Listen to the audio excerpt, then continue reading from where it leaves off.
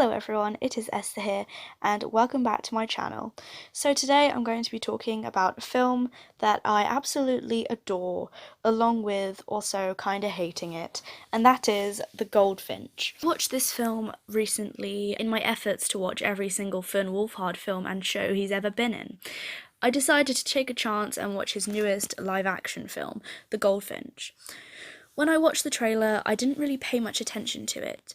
In fact, I thought it looked a bit boring despite the amazing cast of Ansel Elgort, Nicole Kidman, and others.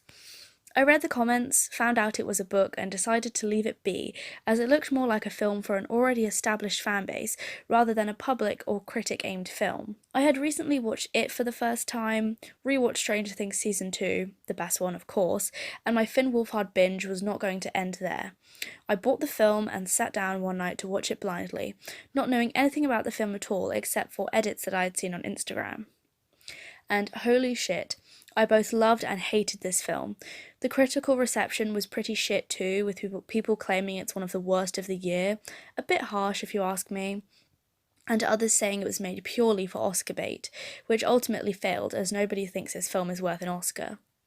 After watching it, I believed that this film was just poorly executed, with not enough depth to explore all the storylines properly, and nowhere near enough time either, which is why I bought the book very quickly after watching it. I haven't actually finished the book yet. I'm about halfway through it, but I can already tell you right now that this is a new favourite of mine.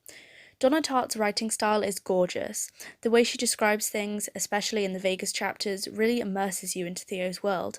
It's a beautiful story of a young boy's life after a tragic event, and the people he meets along the way, and how they impact him.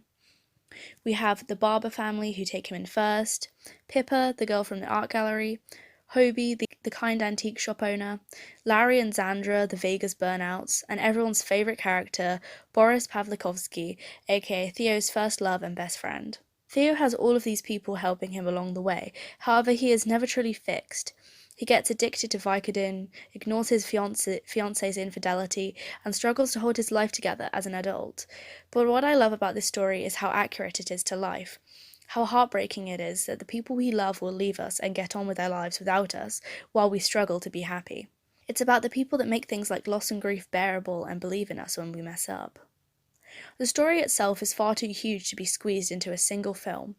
The original book is 800 pages long, and just one film is not enough to cover all aspects of the narrative. The film is well over 2 hours, however it barely scratches the surface of the themes it's trying to present. Characters come and go too quickly for the audience to care about them, while key moments are cut for time. If the book were adapted into a series with one season, perhaps, we would have more time with the characters to make us fall in love with them, and more complex storylines. However, the film is well casted, with the child and adult roles of Boris and Theo perfect and true to the book. Finn Wolfhard was so good in his audition that he was picked over actual Russian-speaking actors to play Boris. Oakes Fegley was a great Theo too, even portraying his bad side with how blind he is to his love for Boris, for example. Ansel Elgort delivers a believable performance of a broken man with so much guilt that it almost consumes him, while Aneurin Bernard proves how loyal Boris is to his friends. However much he fucks up, we still forgive him because of how freaking adorable he is. Look at this man, and tell me that you don't love him. Enough fangirling. Let's get back onto the topic at hand. Another important point to add is themes. As I mentioned before, this film has so many different themes going for it that it's hard to keep track. We have the loss of Theo's mother, his alcoholic father, adoption and finding family in unlikely places, the loss of a life partner with Hobie, being unable to pursue your dreams with Pippa and her music, child abuse, kids taking drugs, sexuality, running away, guilt, terrorist attacks, more child abuse, more death, addiction, cheating, crime, and the list just goes on. There are so many shifts in tone that the film feels more like Frankenstein's monster than a completed film. If it were longer or separated into multiple films or episodes, these thematic shifts wouldn't feel so forced and weird. At the beginning of the film, we have a sad drama about a kid whose mother dies. Then we have a coming-of-age romance with the Vegas portion of the film. Then an adult drama that could easily be a TV movie with worse actors. Then a comedic, kinda romantic crime drama with the ending.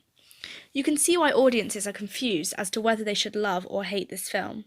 Another reason the film could have been fantastic is the references, and by this I mean the way the story links art, music, literature, and film into the narrative, much like films such as The Perks of Being a Wallflower and Call Me By Your Name.